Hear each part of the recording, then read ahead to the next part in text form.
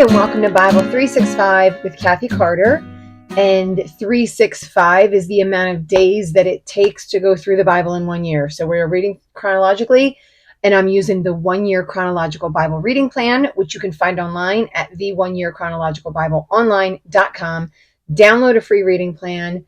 It has every day on there, and you would just read along with your Bible. It is free. It is included in the reading plan. You can just print it up if you want. I think you can just also look at it online if you wanted to do that as well.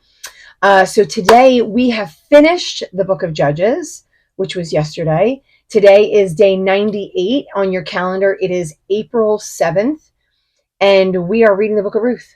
And most of it is going to be done today. There's a little bit that is done tomorrow, but really the bulk of the book is today. It is a very short book. It's only 4 chapters.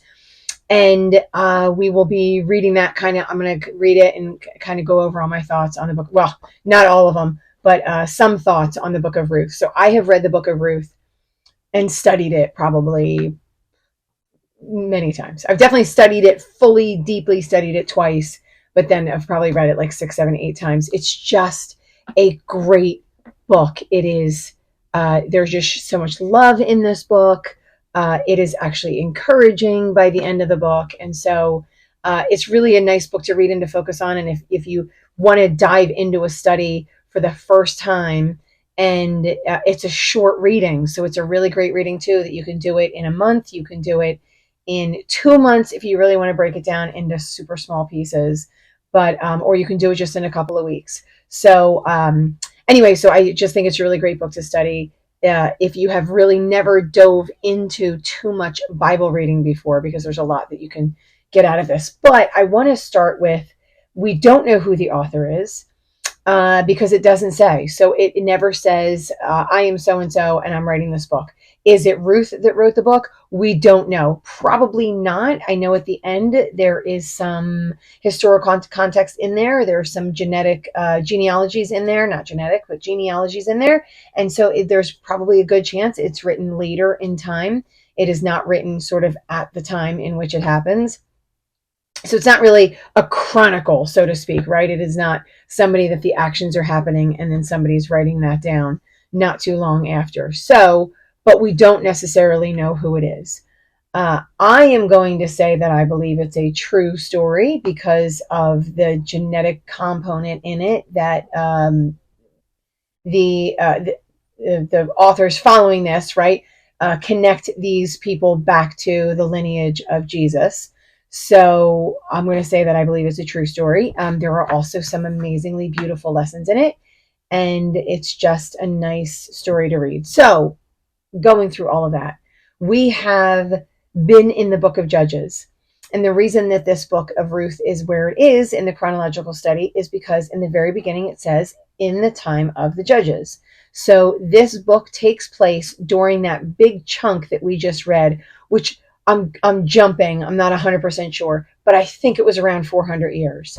So we would see peace for 40 years, and then we might see destruction for 40 years, and then we see peace for 6 years, 7 years, 8 years, and then destruction for 20. So, and there were many judges in there. So I think that the time is about 400 years. But again, another thing I probably should have looked up before I said it, but I think it's around that chunk. Anyway, this takes place during that time. So what we should remember about that time is when we were reading it is that there's a lot of upheaval. It's supposed to be where all of the tribes are following God, and it looks like all the tribes are not following God. They are doing what's right in their own eyes, and there is no king.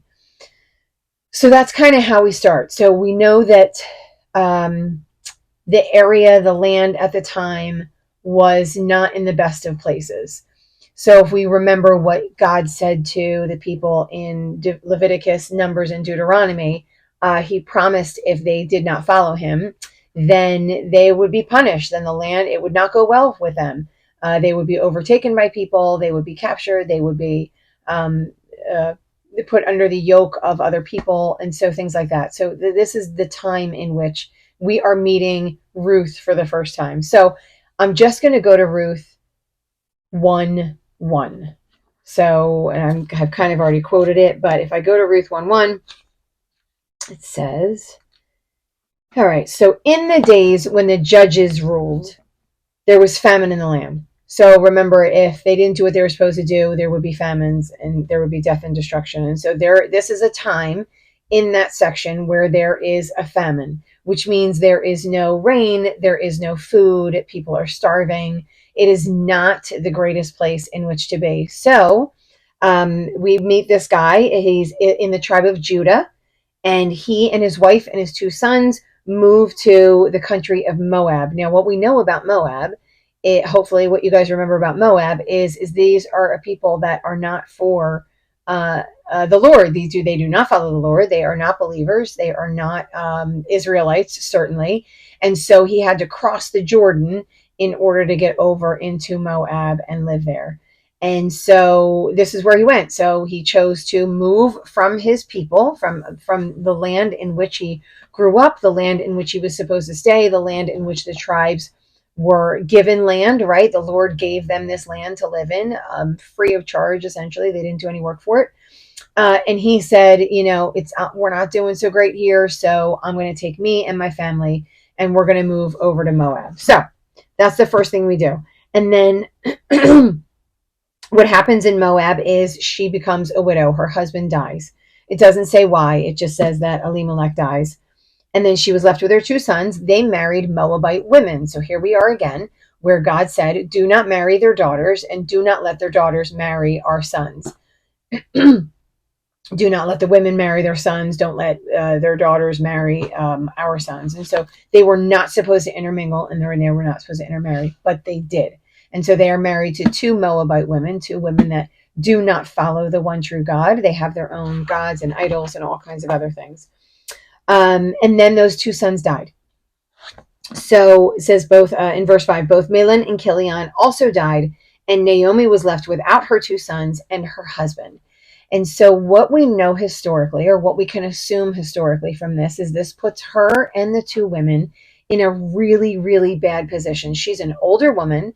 She is not there in her tribe. So she has no land. She has nobody to take care of her. She's kind of left out in the middle of nowhere. And again, for those who are reading this for the first time, who aren't super familiar with a lot of stuff that happened, maybe a younger generation, right? Like, women did not just go out and get jobs. This was not where, the women of Israel, this is not where they would just go and be like, oh, well, I can pick up, I have my college degree, and so I can go pick up this position. Or you were already working full time, and then, your husband died, but you still have your income, right? And so it's sad, of course, devastating, but not to the point where you can't feed yourself. Naomi was at a place where she couldn't feed herself. Not only could she not feed herself, but she had two daughters-in-law, and they were in very much the same exact position. So there were three women that they were living there, and none of them had any ability to essentially feed themselves for any period of time. So they had to do something. So they started heading back towards the land of Israel. Naomi had heard that God had come back. The famine was done. And so she was like, let's go back to my land. At least there I will be able to eat, right? So I might not be treated well. It might not be wonderful, but at least there I'll be able to eat. And so the daughters-in-law say that they're going to go back and they're going to go with her. So she's fine with that. But as they start going, she really, she says, you guys go back and go live with your fathers, right? Because the women are obviously young enough that they can go live with their fathers. And she says, I'm not going to have any more sons for you guys to marry. So keeping that name in the family. And she said, even if I got married, she said, I'm too old, I'm not going to get married. But even if I got married tomorrow, you're not going to wait 17, 18, 19 years for my sons to grow up so you can marry them and you can have sons in your husband's names. So she said, go back and go live with your family. And so, not Ruth, but the other. She has a strange name. Hold on. What is her name? Anyway, the other daughter-in-law, not Ruth, but the other daughter-in-law says, I want to say it's like Ohab, but it's not that. But Orpah. Sorry, took me a second to get it. But Orpah says she's going to go back. She kisses her mother-in-law. So they both love their mother-in-law, right? They seem to live in a home that everyone was happy and kind to each other. And so she kisses her mother-in-law, and then she goes back. And Ruth says, I'm not going to leave you no matter what. So going to that verse, she says, look, so, and Orpah clings to her. And then Naomi says, look, your sister-in-law is going back to her people and her gods. Go back with her. But Ruth replies, don't urge me to leave you or to turn back from you. Where you go, I go. Where you stay, I will stay. Your people will be my people, and your God, my God. So she has adopted the God, essentially. She said, I'm going to follow that God, and I'm going to live amongst your people. And if you guys remember when we went back to before Judges, before they landed in the land of Israel or Canaan, the foreigners that lived among them were treated as equals. And so they were not considered, they were kept as foreigners, and people knew they were foreigners, but they were not treated any differently. They came to the meetings. They were treated well. They were meant to follow all the same exact rules that the born Israelites followed. And so she says, I'm going to come and live in your land with you. I mean, she didn't know it was like that, but that was the way it was that God had planned it to be. And so she says she's going to go back with him.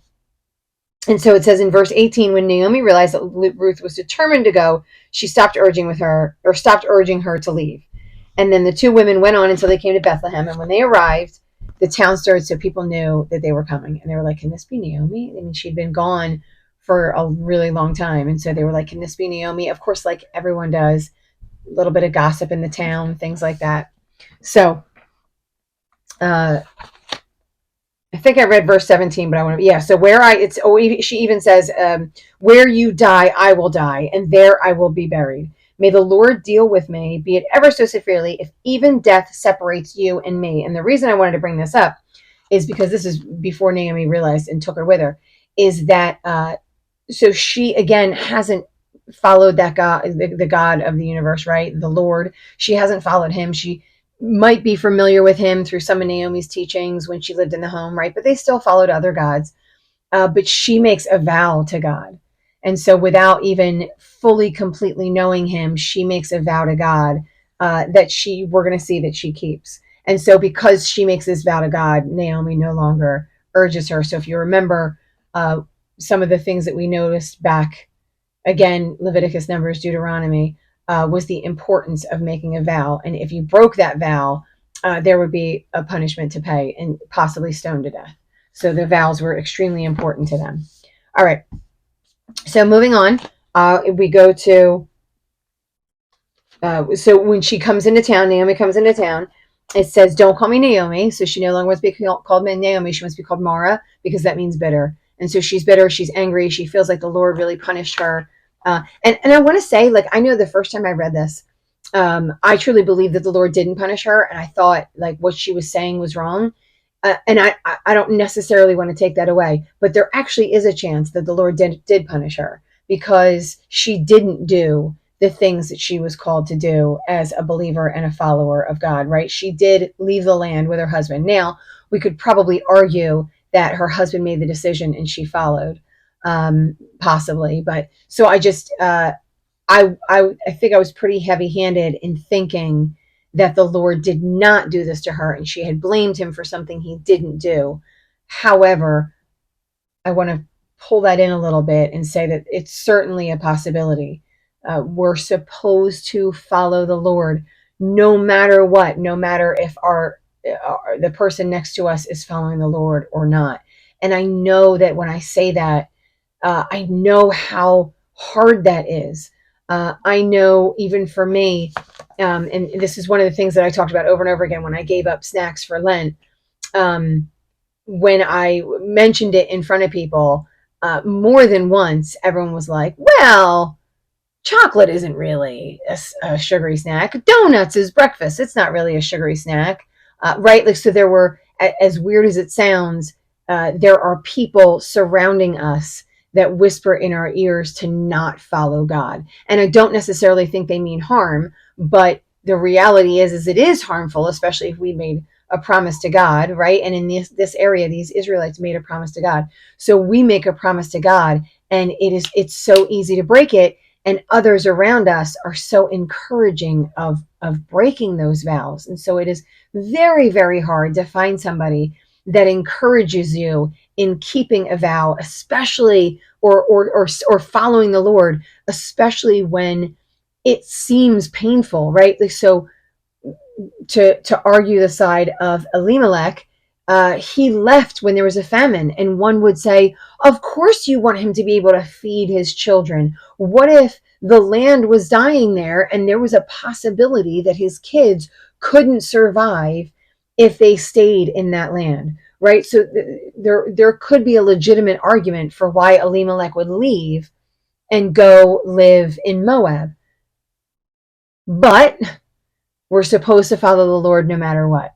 And the Lord gave them that land and told them to stay in that land and to follow the Lord. So I know I said it for 5 minutes in the beginning, but these are the things that I think that God wants us to know. And I think he's shouting them in my ears through this whole reading of the Bible this year, is that we must, and he says it over and over again, don't look to the left or look to the right. Keep looking ahead. And really he's saying, keep looking at me.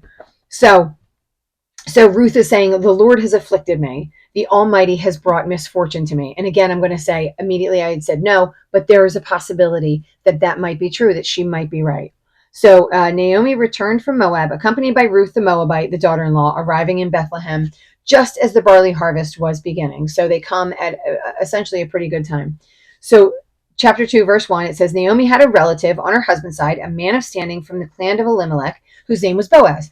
So in that tribe, in that town, Elimelech was related to Boaz. Boaz had a huge amount of land, and the everything was coming up. I don't know what it was, but everything was coming up.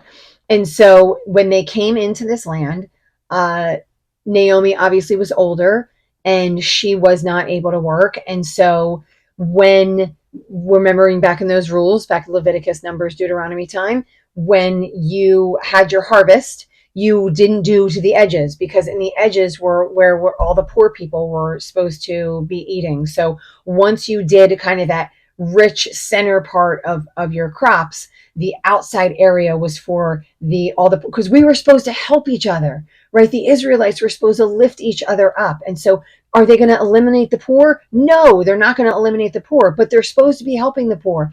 Even though the poor are going to be there for eternity, they're supposed to help them for eternity. Not necessarily to get them out of being poor, but to help them to eat and to survive, right? And to thrive. That's what they were supposed to do, working together as a community. So that is what Boaz was doing. He was leaving his edges, right? Because he looks like he's a man that loves God. He was leaving his edges open, and Ruth was coming in and she was picking up at all of the edges. So she was going behind the women and she was picking up at all the edges and getting food for her and Naomi to eat. Now, I want to say it was wheat, and so they were doing stuff with wheat and making like cakes and stuff out of it. So don't quote me on all of that though. So when Boaz comes in, he sees her and he says, who does that young woman belong to? And they say she's a Moabite. So right away, everyone knows that she's a foreigner, right? And so they consistently call her the Moabite over and over and over again. However, Boaz does not call her the Moabite. He calls her something else.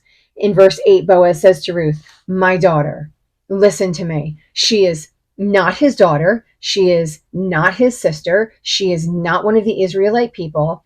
But this is a term of endearment that I believe that he uses to her to show her compassion, recognizing that she's obviously poor because she's gleaning that area. And then he starts to hear things about her. He recognizes that she is with Naomi and she's doing all this so she can feed herself and Naomi, and they are living obviously as beggars. And so he calls her he calls her his daughter, and then he protects her. So we see all of these wonderful qualities in Boaz, because even he says, sort of like, the Lord is with you when he meets his workers. And so we see these qualities. He's doing the things that God has asked him to do.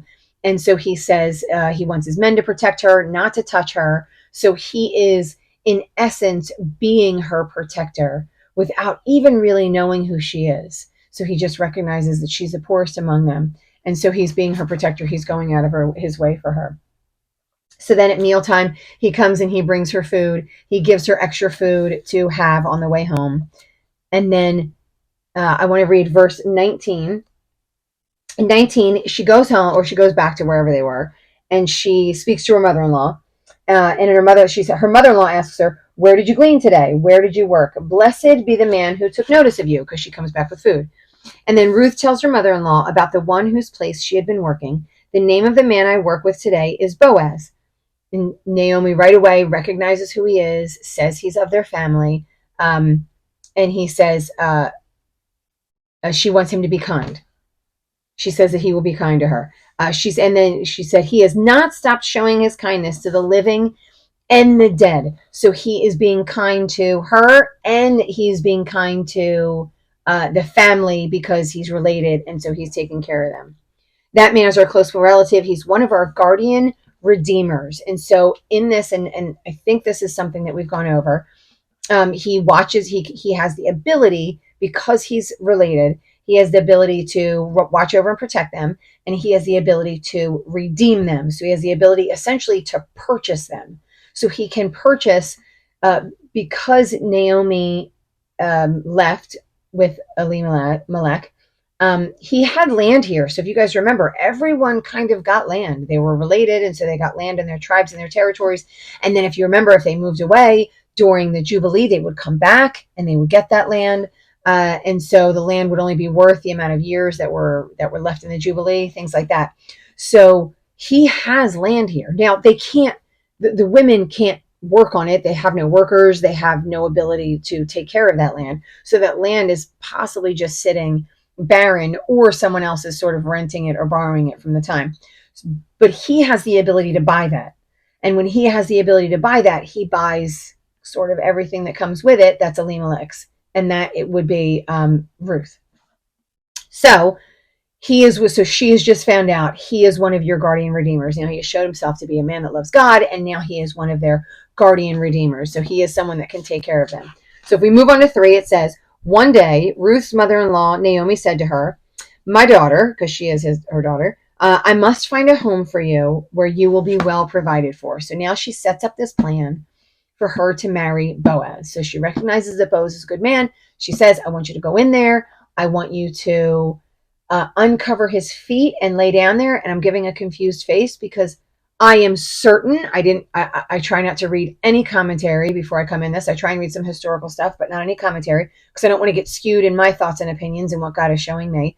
But I am going to make an assumption that somehow is just based on the context, that somehow is a call to him to let him know that she is willing, open, and available to marry him.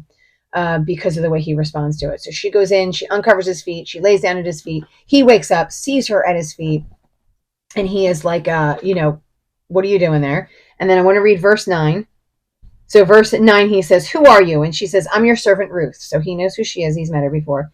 She says, "Spread the corner of your garment over me, since you are guardian redeemer of our family." So he is going to cover her because she's asking him to cover her, since he is the guardian and redeemer. And so it just made me think of what he has to offer her. And so he's covering her. And this is just, again, my thoughts. I feel like he's covering her emotionally, by showing her love, showing her kindness. He's covering her spiritually because he is following God. He's leading God. And then, of course, he's really covering her physically because he's going to promise in the covering of her that he would take care of her. So I feel like there's like a sort of a multitude of things, meaning in her being covered by him, and it really by his garment, it says. And then he says, this is why I said it's probably a sort of a marrying ritual. He says, "The Lord bless you. Your kindness is greater because you don't, go to some younger men. You don't go to some just randomly rich guys, because you brought yourself to me." And he says, "Stay here for the night, but you have somebody else. There is somebody that is closer than me that is also your guard, that could be your guardian redeemer. So I'm going to work on taking care of this tomorrow, and I'm going to send you home." So the next morning, he kind of secrets her out, so obviously not to shame her. He sends her home. He sends her home with food to bring over to Naomi. And then he goes and he meets with, he's going to meet with the guy. So moving on to chapter 4. Reading in chapter 4, verse 1, "Meanwhile, Boaz went up to the town gate And he sat down there just as the guardian redeemer he had mentioned came along. So the guy that was closer in relationship. So he sets up this deal, right? These are the way things are done. He sets up this deal. He says, come over. I'm going to talk to you about this. And he says, so Boaz took 10 elders of the town. So he has proof that people are there. And he says, I should bring this to your attention. So he says, suggest that you buy the land and in it the presence of those seated here and the presence of the elders of my people. If you will redeem the land, do so. But if you will not, tell me, so I will know. For no one has the right to do it except you. And then I'm next in line. So Elimelech's land. It says the piece of land that belonged to our relative Elimelech. And the guy says, okay, I'll redeem it. And then Boaz says, okay, but on the day you buy the land from Naomi, you also get Ruth the Moabite, the dead man's widow, in order to maintain the name of the dead with his property. So you're getting the woman, you get the land. With the land, you get the woman. With the woman, you need to bear her a child, and that child is going to have the father's name. So there's more to it than, you would think to yourself, oh, he gets a beautiful woman. He gets, she's obviously a hard worker. She's loving. And he also gets this land. That sounds fantastic. That's not the case. So he would have to pay to get this land. He would get the wife, and then he would need to produce a child with a wife. And then that wife would have Elimelech's name. And so that he would have the name, and then he would have the property. Because remember, the property always goes back to the original owner. So then he would have that property. And so he was like, you know what? Forget it. I don't need it. And so then Boaz is like, okay, I'll take it, and I'll take everything that goes with it. So then they removed their shoes, and they did the deal with removing their shoes. And then it says, all the elders of the people of the gate are witnesses. And then it says that may the Lord make the woman who is coming into your home like Rachel and Leah, which means a lot of children. They built the family of Israel. May you have standing in Ephrathah and be famous in Bethlehem.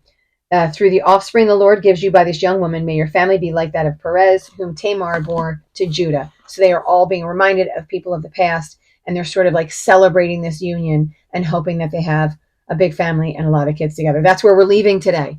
So I'm hoping, I think it's a great story. And so I'm hoping it's more than just a love story.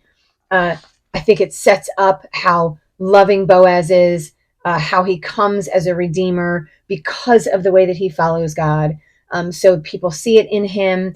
People love him because of that. He honors people, so there's just a lot to be taken out of who Boaz and who Ruth are, because she shows her character and her spirit because of that as well. So we're going to finish up the book of Ruth tomorrow. So there's just a little bit at the end here that we're going to finish up.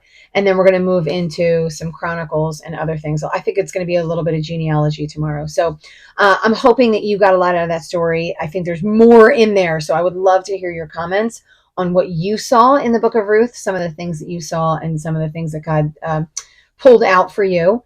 And then if you like this, hit the like button, hit the share button. Nope, there is no share button. Well, actually there is. You can share the video with other people. There's like this little arrow at the bottom, but hit the like button, subscribe to the channel so it can pop up for you, because I do these videos every single day. So I am hoping you stick with me. We have almost finished another book. I was gonna say we've just finished another book. We haven't. We've almost finished another book, another one down, and we'll start another new one tomorrow, I think. So keep reading, and I'll see you tomorrow.